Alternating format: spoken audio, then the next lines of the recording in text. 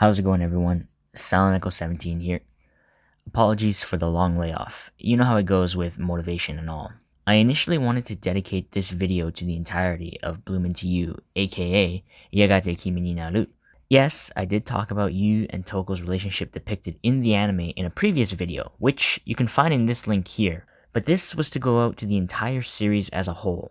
I just recently reread the manga. Well, when I was writing this script, that was recent, but this has been a couple months after now, and I came to the conclusion that it's honestly my favorite manga of all time. A second season would be a true blessing, and honestly, give the people who only watched the anime the joy of the complete Bloom Into You experience. As I wrote this script, I realized I had a lot to say about the spin-off light novels titled Regarding Psyche Sayaka, so I'm actually just going to be talking about that for this video. It's not some crazy analysis or anything. The truth is, I just wanted to talk about it. I promise that one day I'll pen a love letter to the entire series. Now, let's get to the light novels. I finished reading all 3 volumes not too long ago, and it's actually what led me to revisit the manga. You might be wondering, why did it take me an entire year after the manga to visit Sayaka's side story? The truth is, there's 2 reasons for that. One, I've never read a light novel before. That's probably the main reason. There's a lot more words in it than in manga. But the other reason is kind of silly, and yet I really want to admit it. I felt guilty. Yeah, guilty. You stole my heart right from the jump, and I had to cheer for her and Toko. Of course, this cheering technically comes at the expense of Sayaka. So with that said, I felt like I didn't really deserve to be able to read more about Sayaka's life, you know? Sayaka is a really good girl, and I am beyond thrilled that she ends up getting what she deserves by the end of the light novels. My loyalty remains with Miss Koitoyu, but my appreciation for Sayaka has definitely increased. However, despite what I just said, my favorite character from the Psyche Sayaka side story is actually not Sayaka. I realize how unfair I am being, but I can't lie to myself despite how awful it is to say that. Edamoto Haru just stole the show in Volume 3.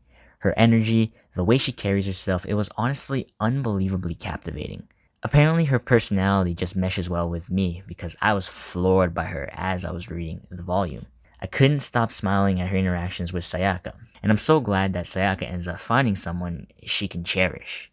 Fun fact here, Haru and Sayaka's meeting mirrors Riko and Miyako's meeting. Apparently benches in a secluded area around a school and crying are the secret to finding your lover. I didn't see anyone mention this online, but I didn't exactly go looking for it either. I just thought it was a neat parallel since Miyako offers advice to Sayaka on a regular basis. So I just jumped into talking about Volume 3, and there's one other thing I'll circle back to later, but let's talk about the first 2 volumes as well. Volume 1, or rather, Chapter 1, was all about discovery.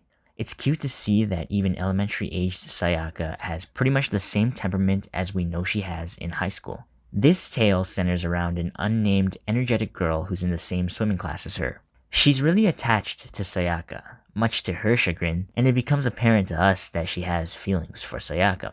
This unnamed girl is initially a slacker who pretty much marches to the beat of her own drum. After Sayaka expresses her distaste for that type of attitude, the girl begins to partake in the actual class, and surprise, she's actually a brilliant swimmer that's faster than Sayaka.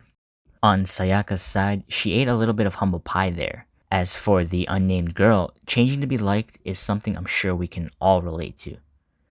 The uncharted waters that Sayaka ventures into culminates into a defining moment in both their lives. The first kiss, underwater in what seems like a world so far away. Now, I don't want to be too harsh on Sayaka, given how young she is and all, but damn, I feel awful for the unnamed girl. Here she takes a leap of faith with someone she clearly cares deeply for, and in the end, she gets ghosted. Fortunately, she seems like the kind of girl who can bounce back from something tough like this. At least that's what her last cameo seems to imply.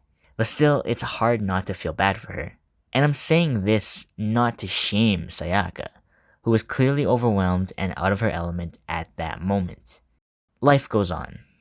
And so we go to Chapter 2, Yuzuki Senpai. Honestly, I dreaded reading about this. Obviously, the expansion of this relationship was gonna happen, but we all know how it ended, and I did not want to see the pain that eventually befalls Sayaka. You know, when I was reading the light novels, I forgot about that little scene where Sayaka pretty much sticks it to her. So I'm sitting here and just stewing, let's be honest, fuck you, Yuzuki Senpai. You know, you're a jerk. And then I got to that mini chapter when I reread the manga, and wow. This scene itself is already pretty satisfying, but when you add in the context from the light novels, beautiful. Am I being a hypocrite giving Sayaka a pass for her transgressions in elementary school while cursing Yuzuki for her decision? Yeah, probably. I'd argue that Yuzuki is at an age where she should know better, and I don't think she ever really grasps the gravity of her decisions as evident by her last appearance. Moving on to Volume 2, I want to focus on the nice look that you get into Sayaka and Toko's friendship the year prior to the events in the main story. Here, you really get a sense of the distance that Sayaka puts between herself and Toko. So let me throw out one might be an unpopular opinion, a hot take if you will. I don't know, but the way I read the two, the more I think that even if Sayaka had been the one to pursue a romantic relationship with Toko before you, it never would have worked. Now, I could just be biased, but as important as Sayaka was to Toko, that arm's length gap was never gonna close. If Sayaka had pushed early in their friendship, Toko would have simply rejected her. That's just the headspace that she was in. Past that, Toko never pursued Sayaka as she did with Yu. Personally, I think Sayaka and Toko have great chemistry as friends, but I just can't see Toko being with her romantically. I know. I'm very unfair. I'm not a Sayaka hater, I swear. Put down the pitchforks. The friendship that they had was still incredible, and obviously valuable to the two of them. Which brings me to a point in Volume 3 that I wanted to circle back on. This is a direct quote from the light novel, page 158. It was likely that we would become more distant from here on. Since we had stopped running in parallel lines to each other, we would probably keep getting farther away from each other as time piled up. Drifting away from people you once cared about, this is inevitable in life. I do get that. This is especially true with someone you've had romantic feelings for. Hell, I bring this up not because I want anything to change, but only because I wanted to highlight it, memorialize it in a sense. Throughout high school, they were the closest of friends, even if each of them was hiding parts of themselves from one another. It's a shame that going forward, they will be nothing but a memory to look back on. This is something I'm sure many of you can relate to. I can relate to it as well. But just thinking specifically of the dynamic duo that is Sayaka and Toko as only something of the past sucks. It hurts my feelings. So here's a toast to these kinds of lost friends that in a way is a tragedy of its own. Selfishly, I hope this is just Sayaka being overly dramatic and that they still catch up regularly since Sayaka and Yu are good friends now. I gotta admit, this light novel really sunk its claws in me. Thinking back in my youth, I would get periods of being incredibly hooked on whatever novel I was reading, and yet it never became a consistent hobby of mine despite my general enjoyment of it. When I reflect on this, I realize that my enjoyment of regarding Psyche Sayaka should come as no surprise.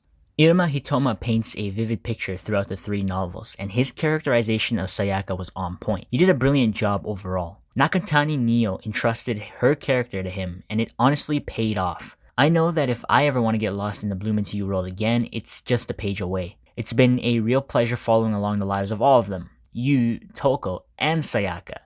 And to be able to talk about it with you all has been a treat. For the record, the light novel scored a 9 out of 10 for me, and I look forward to revisiting it in the future. Thank you all for listening. I'd love to hear your thoughts on the regarding Psyche Sayaka novels, so feel free to leave a comment below. I hope you enjoyed this video, and until next time, take care.